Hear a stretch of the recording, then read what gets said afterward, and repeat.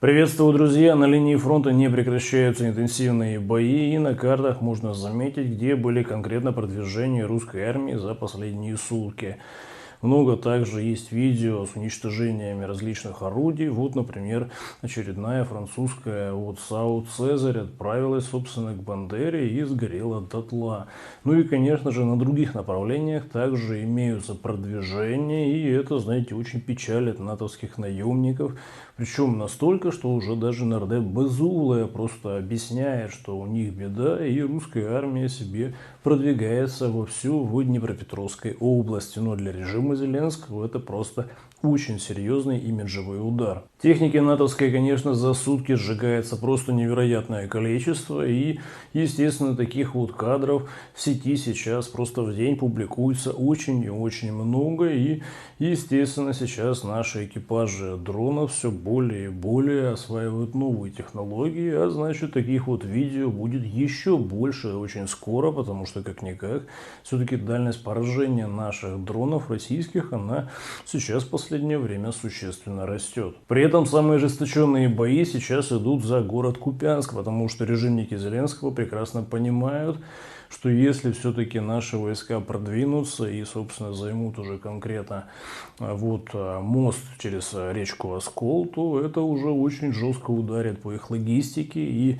конечно, они вынуждены будут просто без боя покидать десятки поселков. И это сейчас у них очень, знаете, серьезная такая проблема, но каким-то образом удержать русскую армию они не могут, и поэтому сейчас уже конкретно бои идут в центре Купянска в прямом смысле этого слова. С пушечным мясом сейчас у натовской ЧВК ВСУ крайне серьезные дефициты, поэтому все чаще мы видим в некрологах сводки с колумбийскими наемниками, потому что именно этими персонажами затыкивают дыры, и, очевидно, сейчас они в больших количествах отправляются, собственно, в Колумбию в гробах. При этом не стоит на месте российский военно-промышленный комплекс, и вот уже в Черниговской области вовсю снимают видео с пролетом дрона «Камикадзе Герань-3» с реактивным двигателем. А это, знаете, очень серьезный прорыв, потому что такие дроны натовское ПВО сбить очень и очень сложно. Ну и, естественно, эффективность таких дронов, она также на высоте, особенно с учетом того, что в таких дронах,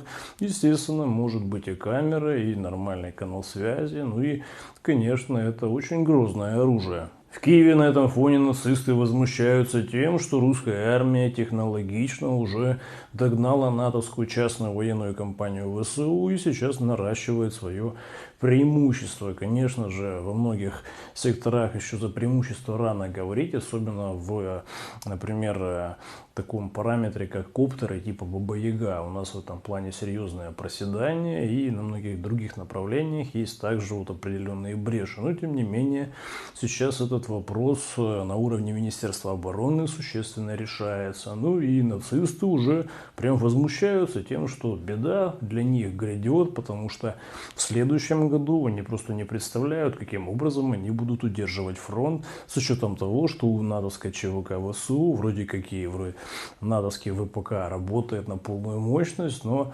преимущества технологического, очевидно, уже просто нет. При этом сейчас наши российские крупные дроны уже используют очень экзотическую систему уничтожения натовских дронов-перехватчиков. И можно заметить на вот этих кадрах, что вот конкретно дрон-перехватчик натовский пытался сбить наш российский дрон. Ну, знаете, летел, да и взорвался. Ну и уже, естественно, также есть кадры, где нормальное уже пространство с уже уничтоженным натовским дроном. И эта вся история говорит о том, что сейчас на борту наших разведывательных дронов и ударных дронов крупных устанавливают очень интересные, наборы оборудования, которые позволяют вот так вот уничтожать натовское тактическое ПВО. ВКС РФ параллельно с этим активно работают по всей глубине фронта противника, и можно обратить внимание, что возле города Нежин на военном аэродроме натовском был очень большой пожар этой ночью, и это зафиксировано зафиксировали даже вот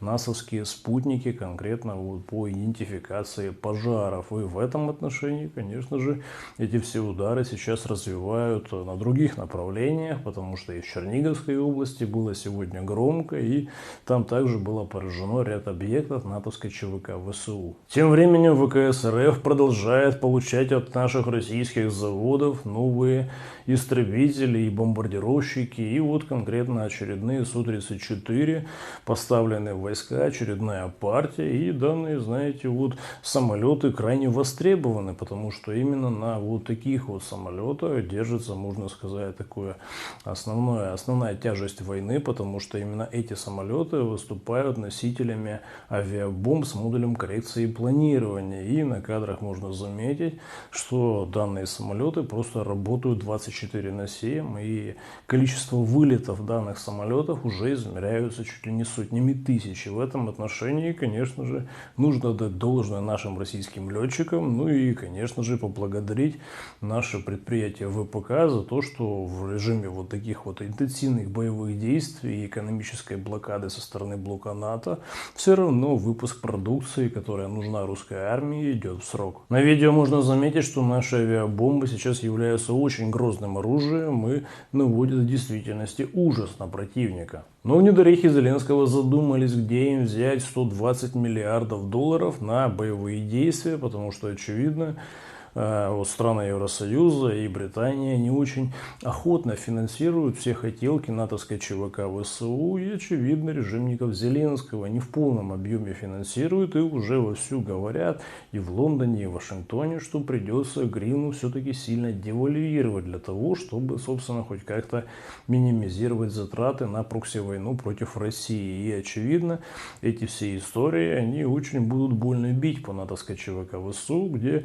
боевой дух и так, в принципе, держится только на финансовой составляющей. Ну, а при таком развитии событий, очевидно, зарплаты натовских наемников очень серьезно попадают. На этом фоне особо забавно смотрится заявление режима Зеленского о том, что с октября уже с Индии топливо они принимать не будут, потому что там есть, знаете, российская нефть, а это уже для режима Зеленского чуть ли не харам. А по факту мы видим, что режимники Зеленского вынуждены просто у Словакии, у Венгрии покупать российский газ фактически только с венгерской и словацкой наценкой, но почему-то это недорейк Зеленского особо не смущает, и такие вот пиар-ходы, скорее всего, направлены на то, чтобы, так сказать, подыграть Трампу и показать, что пока Евросоюз не хочет отказываться от нефти с Индии, которая, естественно, российская, то вот недорейк Зеленского пошел вот на такой шаг, ну и таким образом, собственно, Трамп должен как-то это оценить, по всей видимости. Проблема, правда, в том, что если бы это был Байден с его умственной отсталостью, то да, такое бы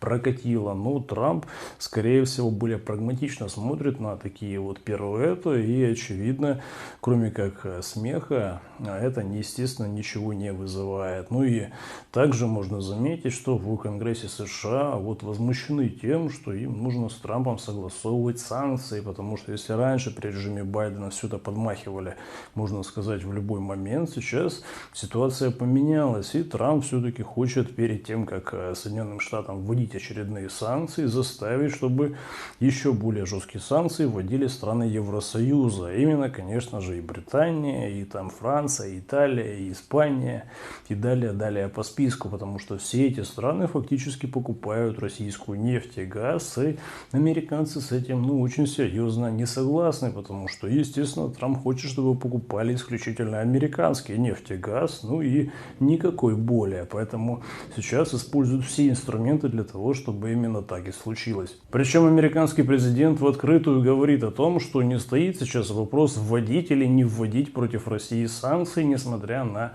какие-то там мирные переговоры, а как заставить страны Евросоюза отказаться покупать дешевый российский газ и нефть и покупать дорогой газ газ американский и, естественно, дорогую американскую нефть. Вот это сейчас вот идея фикс у Трампа, и, естественно, вся вот дипломатия американцев направлена именно в эту точку. Параллельно с этим Соединенные Штаты Америки продолжают наносить удары по сектору Газа вместе со своими подельниками режимом Нетаньяху. И в этом отношении мы видим, что геноцид палестинцев идет полным ходом, и страны все-таки вот мусульманские особо сделать с этим ничего не могут. Ну а израильская авиация просто сбрасывает регулярно каждый день американские авиабомбы на, собственно, еще уцелевшие различные вот постройки высотные и не только. И в этом отношении эта вся история показывает, что на самом-то деле Соединенные Штаты Америки это никогда про мир, это всегда про войну. Причем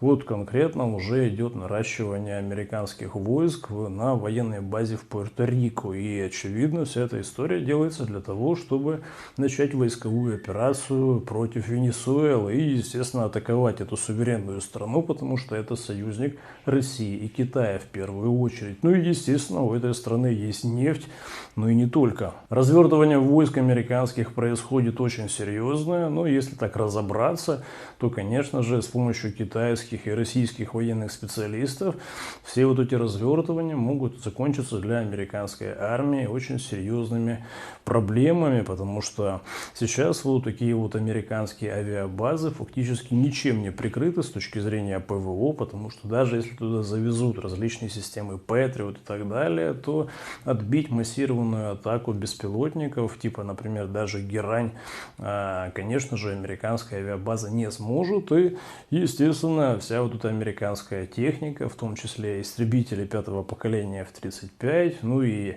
различные там вон конвертопланы типа вот Osprey, в конечном итоге могут просто сгореть, и это будет просто колоссальный удар по военному имиджу США, потому что сейчас еще американская армия позиционирует себя как очень сильная. В современном мире сейчас вот такая вот авиабаза может быть практически полностью сожжена одним расчетом FPV-дронов или дронов на оптоволокне. И такие расчеты могут случайно появиться в, собственно, джунглях, так сказать, возле этой базы. И, естественно, закончится это понятным образом. Из интересного можно добавить, что Дмитрий Медведев обозначил, если страны НАТО будут сбивать российские ракеты и беспилотники на территории натовского недорейха, это будет означать вступление страны НАТО такой в войну против России. А это, знаете, закончится сразу ядерной войной. Ну или не сразу, но тем не менее закончится.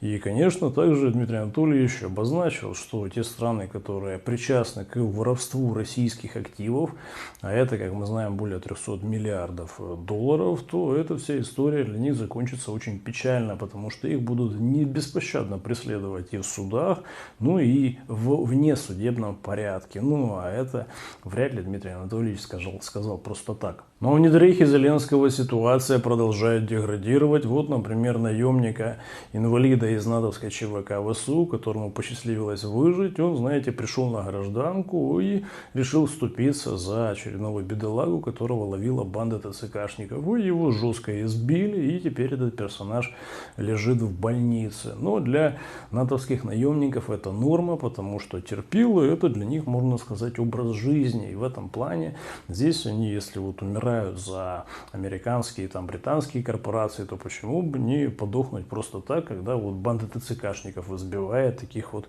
персонажей. Но это не главная трагедия в Недорейхе, потому что мы видим, что мовный омбудсмен, который следит за тем, чтобы все разговаривали исключительно на украинском языке, оказывается, дочка этого мовного омбудсмена, она ведет социальные сети на русском. И когда мамаша, мовный омбудсмен, потребовала от дочки, чтобы она все-таки вела их на украинском, доченька Маша ответила о том, что извините, если я буду вести их на украинском, их читать особо никто не будет, и кому они будут нафиг нужны. И этот, знаете, семейный конфликт продолжает развиваться, потому что мамаша так и не смогла убедить дочку, даже свою, в том, что нужно каким-то образом срочно переходить на украинскую мову. На этом, друзья, у меня все. Выводы, конечно, делайте сами, а также не забывайте подписываться ко мне на телеграм-канал, потому что там всегда больше интересного, нежели в видеоформате. Ну и также не забывайте про канал на мессенджере Мах. Также ссылочка находится в описании под этим видео. До скорого.